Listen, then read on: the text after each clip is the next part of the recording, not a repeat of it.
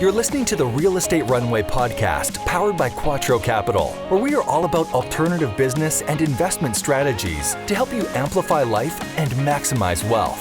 Here's your host, the recovering engineer turned multifamily investor, Chad Sutton.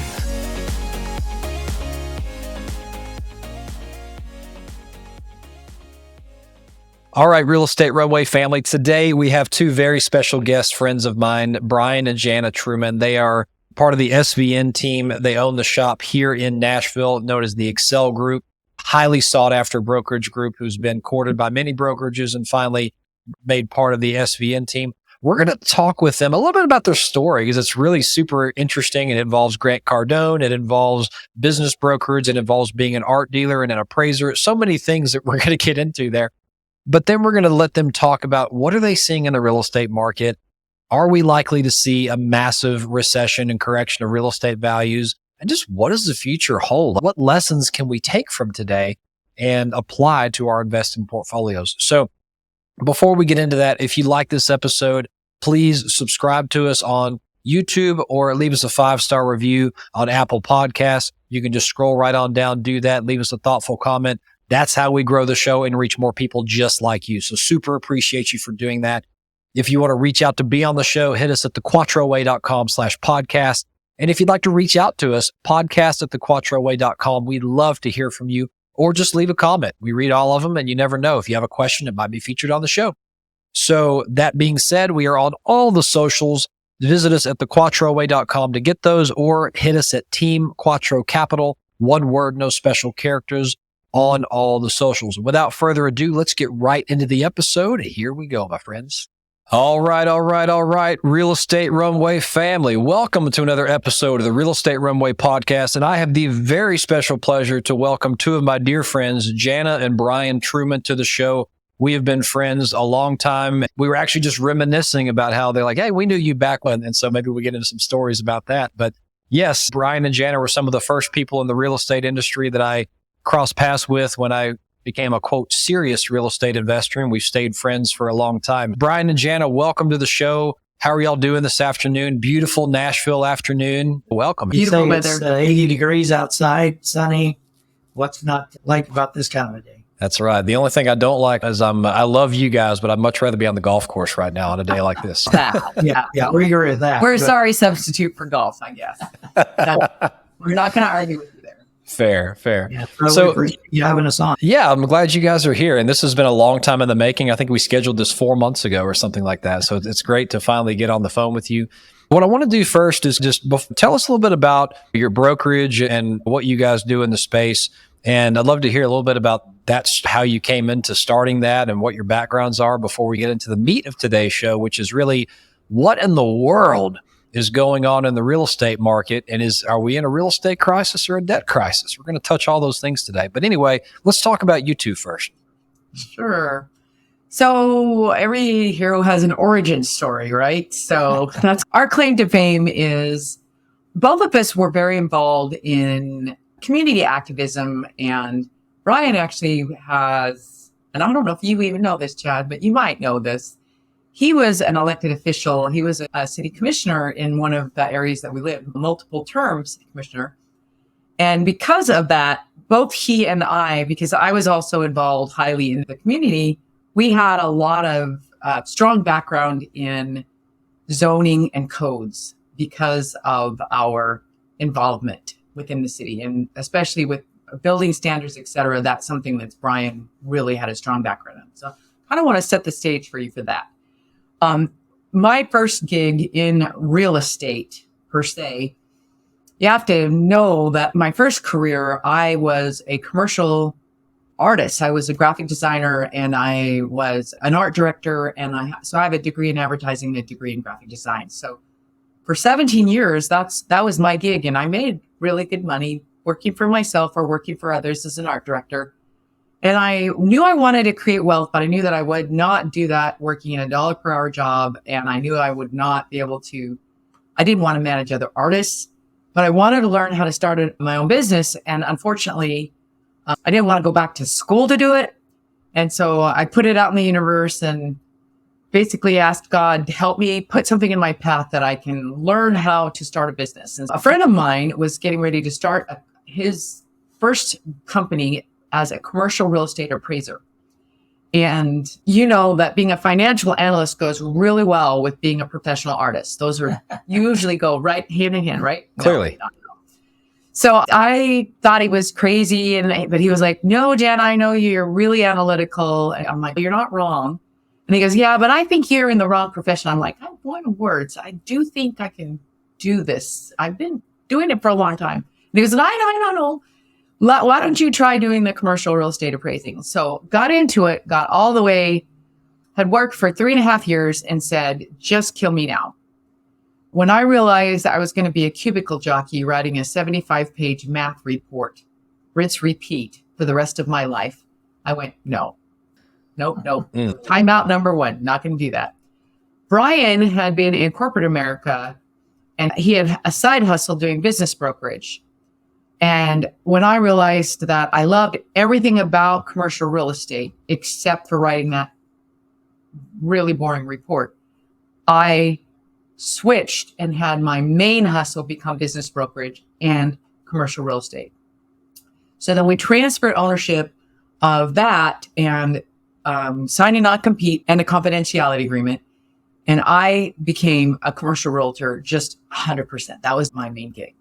So then after time, then I got so busy and Brian was in corporate America that he was hostile takeover after hostile takeover, but he was at the top of his game. He was the guy that spoke at the conferences. He was proven talent. And I thought, if I can get over my sorry self of not having the confidence in myself and him, wanting to have the security of a corporate job, and if I can allow us to have both of us be 100% commission, who knows what's going to happen. And so that was what I did is I was like, all right, I think I can do this. And so we teach people to invest in properties. That's what you do. My first big investment was in us, just investing in us both getting educated and switching him into a different field. But his origin story only just starts there. I'm going to let him tell you about how he got focusing specifically just on commercial, on multifamily, because I think that's a really entertaining story. Yeah, I'll say so myself. Yeah, I'll try to make it very brief. But it was back in 2016. Jana said, people ask me all the time, how'd you get focusing just on multifamily and nothing else? That is 2016. It was a Saturday before Christmas, 6:30 at night. We were leaving the house to go to dinner, and my phone rings, and it says unknown number, but the area code was like 310. And I knew from all my days of traveling that was LA, because I'd traveled for 23 years. And I looked at that, but normally I didn't answer any unknown numbers. I answered it for whatever reason. The guy said, I got your name from a residential realtor. He said, I'm in a real bind, and that is that I've sold my property here in Los Angeles.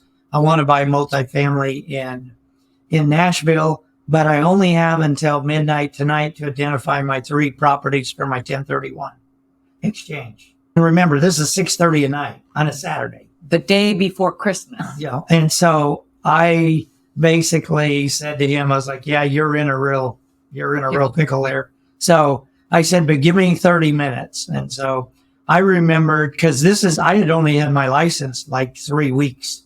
So I remembered one of the guys I went through real estate school said that his stepfather had 5 multifamily properties. I remember that conversation. So when I told this gentleman, give me 30 minutes, I called that guy that I went through real estate school with and said, hey, I remember you saying your stepfather had 5 multifamily properties. Would he entertain an offer on one or any of them, 3, 4, whatever? And he said, you know what? Give me 30 minutes. I'll call you back. So by the time we got to dinner and sat down and ordered, phone rang, he called back and he said, yeah, my stepfather has 3 properties that he would entertain an offer. I said, okay, can you text those to me? So he texted them to me. I texted them to the gentleman that called, said, here's the 3. You can give these to your 1031 intermediary and from there. So fast forward, we put those under contract. They flew out here right after New Year's. He came off the airplane with his video photographer and all kinds of stuff. And His entourage. We're like, we didn't know who we were dealing we're with. like, who in the world is this guy? And he happened to be real good friends with Grant Cardone at the time. And so anyway, we went through the process, got him taken care of all of that. He also puts on a national conference every year. And it was coming up in a few months. So he invited us down to the conference. Since we'd helped him, they put us right on the front row. So we sat right next to Grant Cardone and Elena and all those good folks that he had coming to speak. And so right before lunch, he stood up to give his kind of rags to riches story. And that ended right before lunch. But he had said, yeah, I bought some multifamily property in Nashville and my Tennessee realtor is here. Hey, Brian Truman, would you stand up? So I stood up. Everybody in the crowd obviously then sees you. I sit back down. 5 minutes later, they break for lunch, and we're supposed to go have a private lunch with Grant and his wife and this gentleman and his wife. As soon as they broke for lunch, I got mobbed. So Chad, that was the closest I ever came to understanding what it feels like to be a movie star or something or whatever. And so I told Jana, I was like, you go to lunch. I'll stand here and answer questions. So I stood there for an hour and a half and did nothing but answer questions. Right. And so that's how I got started. And because of that, I came back with oodles and oodles of buyers. And so from then on, that's basically how I got into multifamily, helping people buy and sell. And obviously I've done this for 7 years now. But that's how it all started. And so it was one of those things where after a couple of months being in the business, I wasn't hurting for looking for buyers.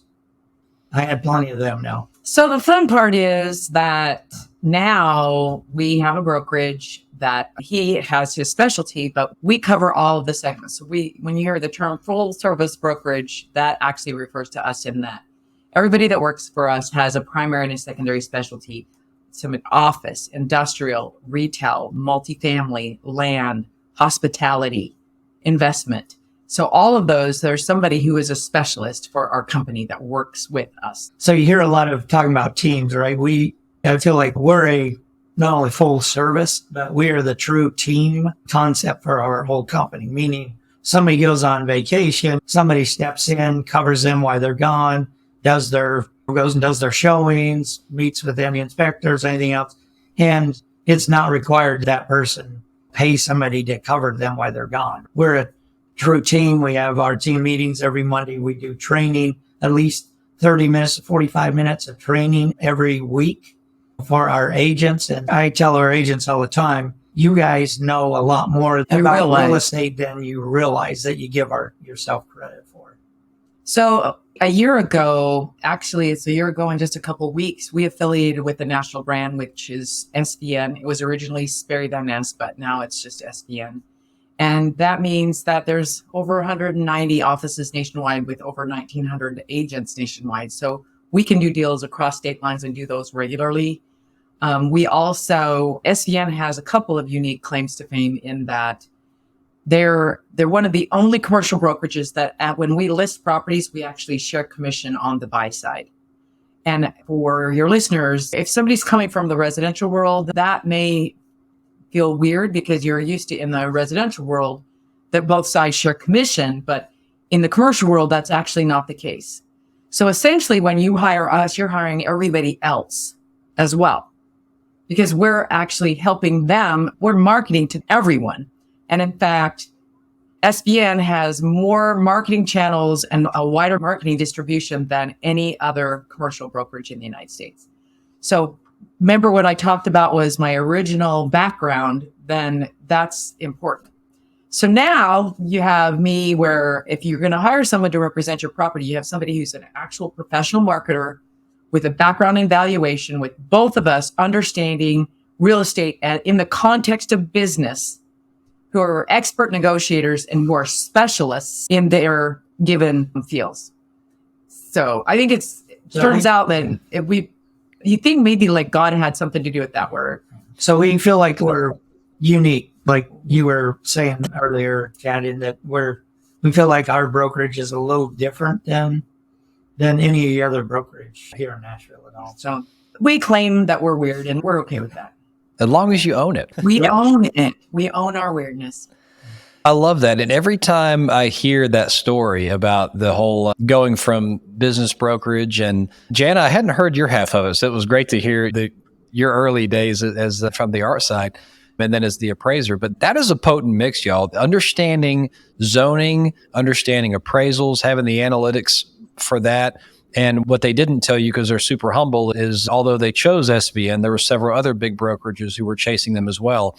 And I was so happy to see that they did choose SVN. So you have a very potent mixture with these folks. So real quickly, before we get into the meat, Brian and Jana, I know because you're part of SVN now, there's really no limit to what you can service. But what areas does your office service, so that my listeners who are on the phone who may be thinking about buying or selling a property, that they'll know the relevancy to reach out for your markets?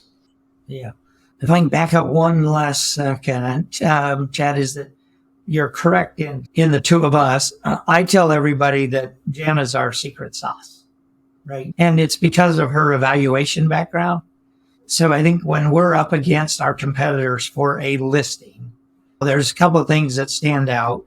Number one is her evaluation background, because when we go in and talk to somebody about listing their property, we're like, hey, we're going to tell you what your property is going to appraise for, or real close to it.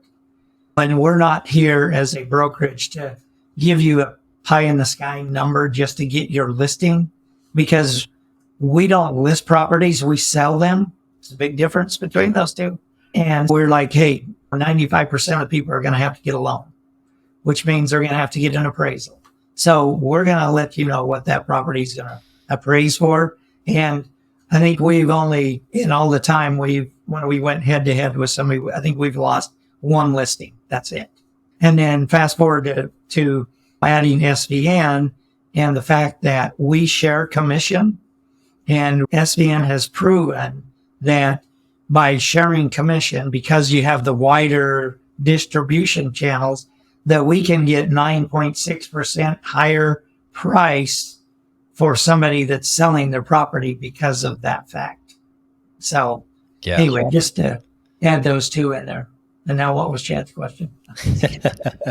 That's pretty huge. And just while we're talking about the brokerage, and I know SVN covers a tremendous amount of markets with that name, but what are your core markets that your office covers, so that if anyone listening is ready to buy or sell a property, they know whether to properly reach out? So for multifamily, it's Southern Kentucky, Northern Alabama, and all of Tennessee. For the and multifamily is our largest segment for us. As far as other segments, we stick mainly in the Middle Tennessee area, although we have sold things other parts of Tennessee, but primarily we are mainly in Tennessee. One thing that you may want to note is that we are going to be doing a commercial property management company, and that will be not only in the state of Tennessee, but it's potentially going to be all throughout the United States, depending on where our clients have their portfolios. And that's a commercial property management. Not residential. We don't do scattered site residential, just commercial. And so that by the time this airs, that will already be reality.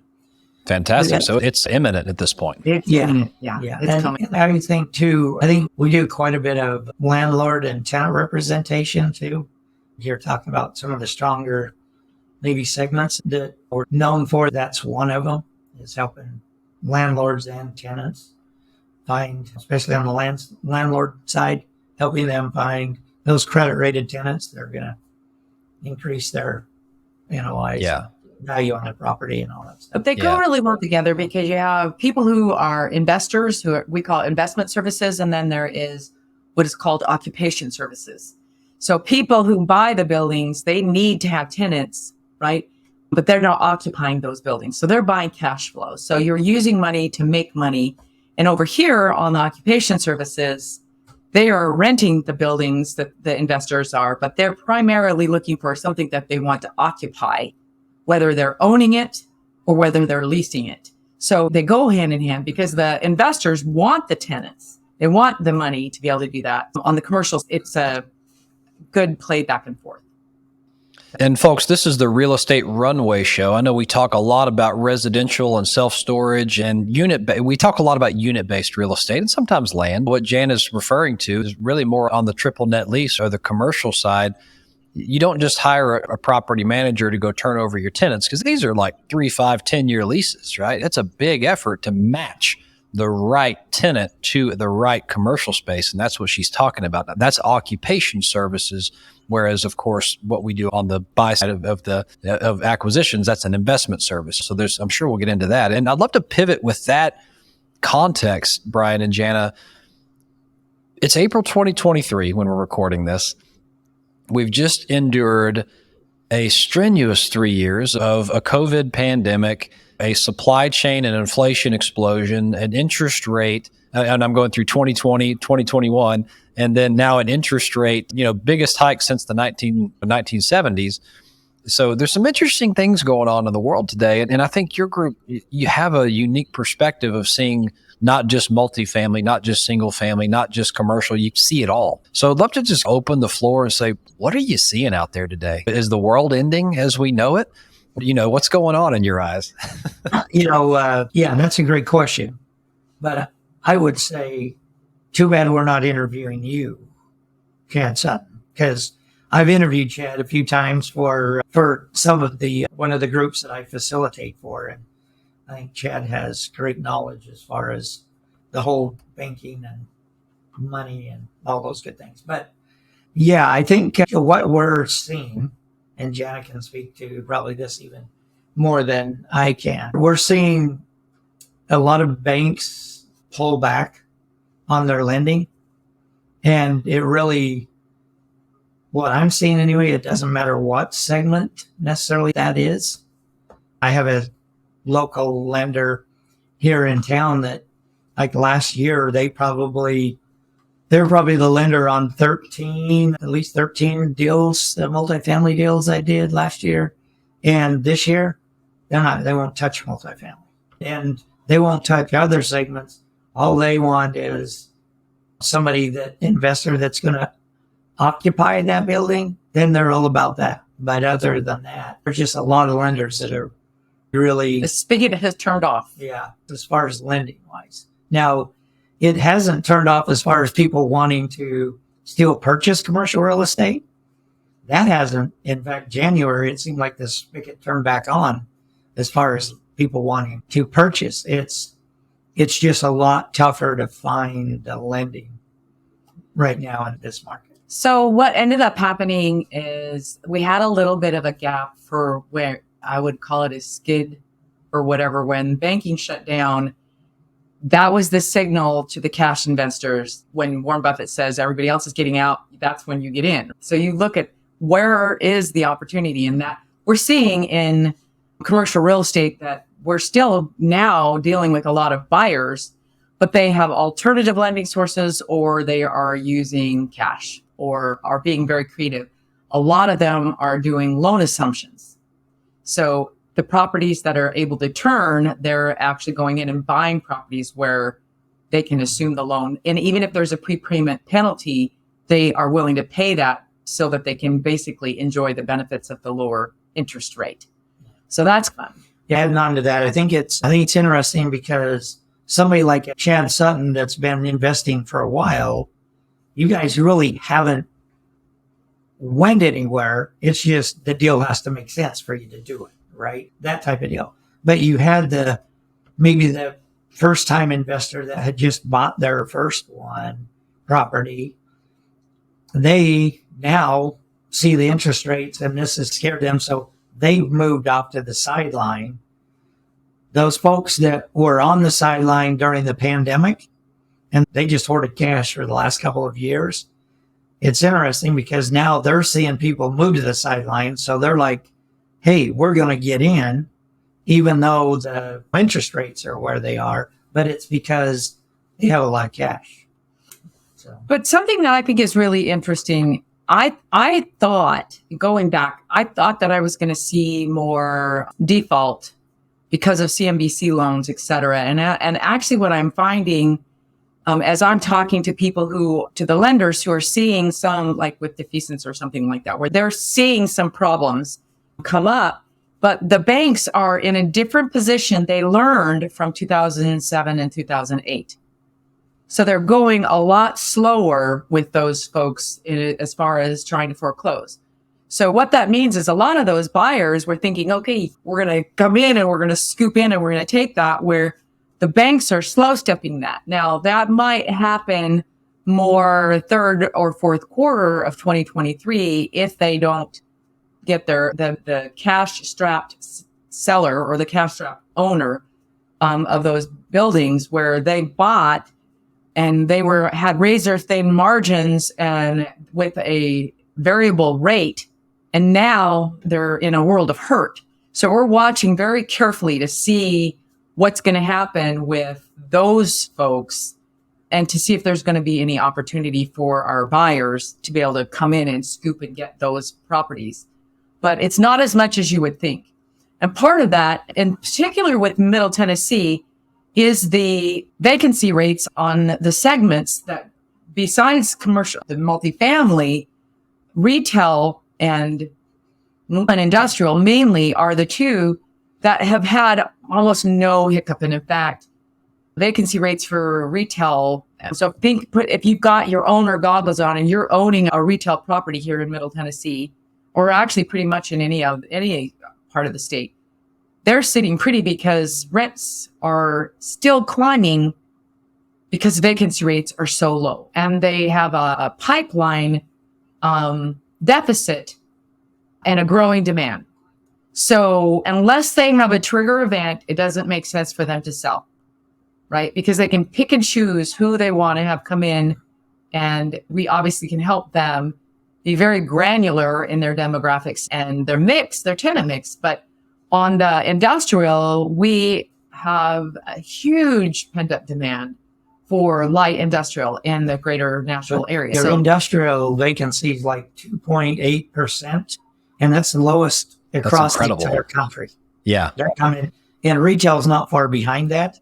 It's crazy. But to Jana's point, I think there are going to be some owners that have not been able to execute on their business plan from when they bought the property here in the next, I'd say 5-6 months, going to about 2 years. I think some of them that cannot execute. I think you're going to see them obviously selling. Those trigger events. I think right now it's for a lot of sellers, unless they have to absolutely sell because of rates, they're just choosing not to. It's very interesting you say that. And I think I remember you and I went to lunch not long ago, Brian, at a great little 360 bistro here near the house. And as we were eating fish and chips and being unhealthy together, I think we were... I was being unhealthy. You were eating healthy. Yeah. Oh, that's right. I was eating a shrimp cocktail that day anyway. So usually I would have been on the fish and chips train too. Yeah. But anyway, I digress. We were talking about, you mentioned there's just a different set of buyers out today. And I think you just articulated it. The ones who are buying heavily on leverage are forced to pull back or put more equity down. And those who are equity heavy or cash are at the table. And I've been one of them. I've been groveling and doing that mwahaha thing with my hands, trying to find the pain. And I love hearing you articulate it, Jana, it's just not happening. And so that's interesting to hear the bank's perspective is the banks are not being as quick. Maybe they're working with the borrowers a little bit more. They're trying to restructure. They are. Things of that sort. Because they don't want the properties back. They don't want to have to be in the landlord business. And the biggest thing is there's so much scrutiny right now on portfolio management on the banking side. So if you're talking about the equity, the debt side, right, that they're taking very careful looks at their portfolios. They're trying to make sure that they are even across the board so that they're not having exposure for any given thing. And the last thing they want is to have some deals be a reason for them to get a lower rating. And they don't want that. And so they're working really hard to work with those sellers. And I think there's going to be some ripple. And so when we start seeing that pain, Chad, we'll let you know. You may be crazy for other reasons, but you're not crazy and seeing that the deals are much harder to find. Yeah. The biggest thing, though, is not only have the interest rates gone up, but most of the banks have increased their debt service coverage ratio. So it's not just the money that they're willing to lend, it's that they are making it so that the padding, the income padding, is actually 10 basis points higher than it was even just when you're 4 months ago. It used to be 1.25 or something like that. And now it's 1.35. 1.35. Some of them are even at 1.45, right? Depending on the property types. And so if you can afford to pay half of the property, why would you need the bank in the first place? It's kind of the whole thing, right? And I've seen that before. It's a telegraph of, hey, we're open for lending, but you got to do 40% LTV or something like that. So it's like they're open, but they're not open. It's almost pricing themselves out. But the interesting thing and I love where y'all were going with this, I just made a connection talking to you here, Jana. It's almost a good thing. So folks, if you are owning a piece of property and maybe you're a little behind on the business plan or you're worried about your loan refinance prospects or whatever, or if you're an investor in something that's going that way, I've had in my head that there's going to be serious pain in this time. And there may be. As Jana mentioned, this is a law of averages. There will be some people that Warren Buffett says, when the water recedes, the naked man is exposed. So the ones who are doing the worst are probably going to feel a foreclosure and get screwed. But if you're generally increasing your net operating income, generally following your business plan, and the market's just a little odd for you right now, you probably have more negotiating power with the bank than you think you do if you're worried about that. And here's why. We just ramped rates at the fastest rate. Also, while for the first time in history, to my knowledge, the first time we've ever jacked interest rates and removed money from the market at the same time.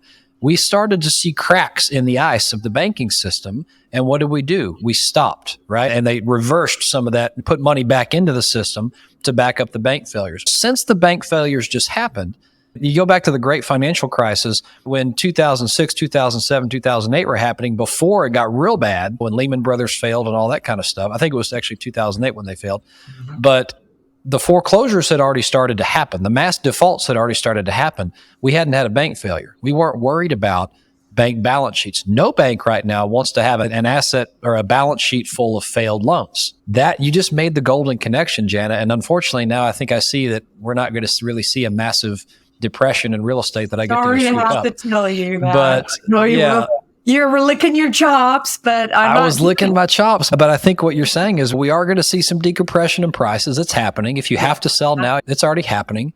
But you just solidified. We're not in a crisis. I don't think it's going to become a crisis because we've already had the bank failure and they're not going to want to see a mass foreclosure situation. I also want to make sure that, and probably most of your viewers know this, but just in case they don't, that the banks that failed, they are in high risk debt in a specific segment, in a specific area of the country. And so it is not, while there is a consumer confidence aspect that goes along with that, but local banks right now, in some cases in Middle Tennessee, are actually pretty cash flush because they have, like you said, come down a little bit on the amount of lending. So they actually have more money now than they've had in years to deploy if you qualify for those much harder to make area. Yeah, the other lenders that seem to be a whole lot more cash flush right now too are the credit unions. Credit unions seem to be, no matter which one I talk to, they're the ones calling us going, hey, do you have anybody to send us? Do you have anybody to send us? Because they seem to be sitting on a lot of money that they need to get to lend out. And in fact, some of them are even offering interest only, right? Which is a rarity for them. So there is still lending to be had out there. There's still bills to be had out there too. You just got to find them. But also lending-wise, there's still lenders out there that are happy to lend you money to, that seem to have they're sitting on a lot of cash. So when deals are harder to find, then you have to default to market fundamentals and to a really good game. In other words, something that I admire about your organization is that you don't take breaks. You're constantly analyzing deals. you're looking not only in Tennessee, but all over the United States, trying to find really good properties that are going to meet your investment criteria, right? So I think to try to help what we're saying be evergreen and not just specific to this exact second in this moment of time, which in a month could be different. I think if we come back to step back and say, the market fundamentals are strong. We're not seeing we're going to go anywhere. And the irony is, even with what's going on in China, from an investor standpoint, I read in an article this morning that said it's not a good idea to pick a fight with your creditors. Right? So I think with the United States being debt to China, I don't think that, while if we do have some sort of a conflict with them, I'd be very curious. That would be devastating to the world economy. Yeah. But I think China's banking on us being very slow to come to the rescue because they can call our loans. So if they do, that's $3 trillion kind of a thing. If you are an investor trying to decide what it is you're going to do, I think it's business as usual. Just keep plugging along. Dirt and sticks and bricks is ultimately the safest investment because it still is going to retain its value. It's a thing. Stocks and bonds, as much as I like them, they can go to zero and you're left with nothing. There is a flight to safety, and we're seeing a lot of those people that were investing in stocks and bonds moving into real estate and making sure that they have a diversified portfolio for that exact reason. It's a flight to safety. I couldn't have said that better myself. So folks, we're going to let that be the mic drop moment of the episode. That is, if you have a mic, just go ahead and pick it up and drop it on the desk for me, Jana.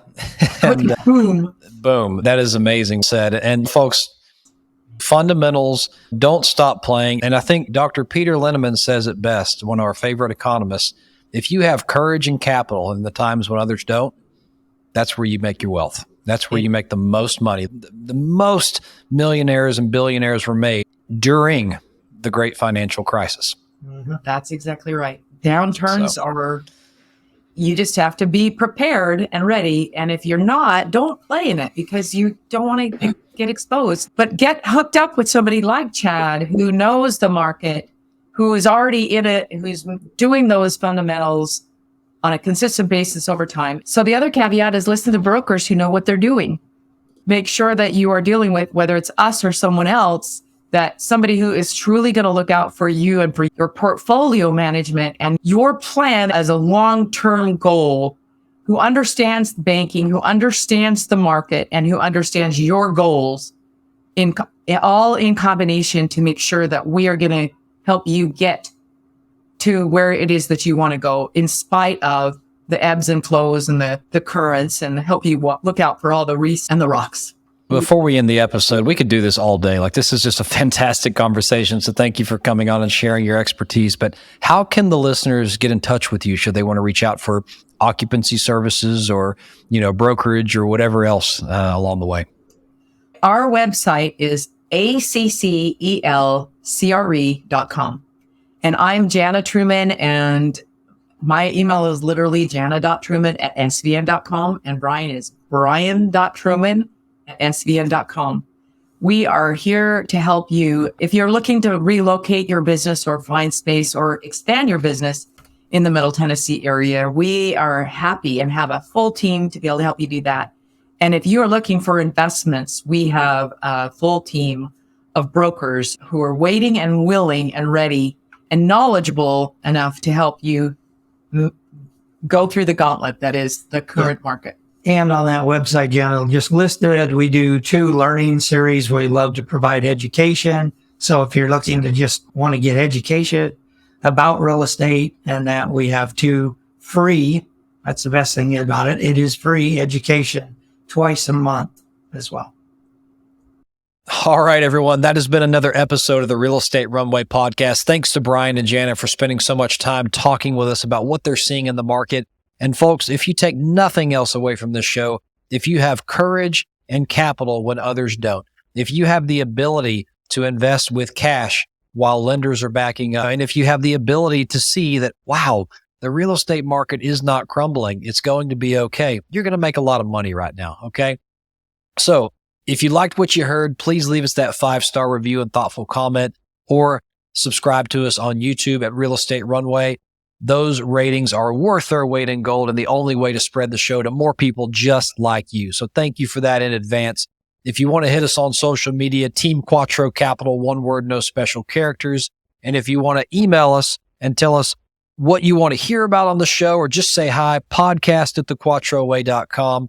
And finally, if you want to apply to be on the show, we'd love to have you. I love these conversations. thequattroway.com/podcast. Until next time, this has been another episode of the Real Estate Runway podcast. Over and out. We hope this episode was insightful and brought value to your day. If so, please be awesome and leave us a 5-star review. Find out how Team Quattro can help you at thequattroway.com. Until next time, this is the Real Estate Runway podcast.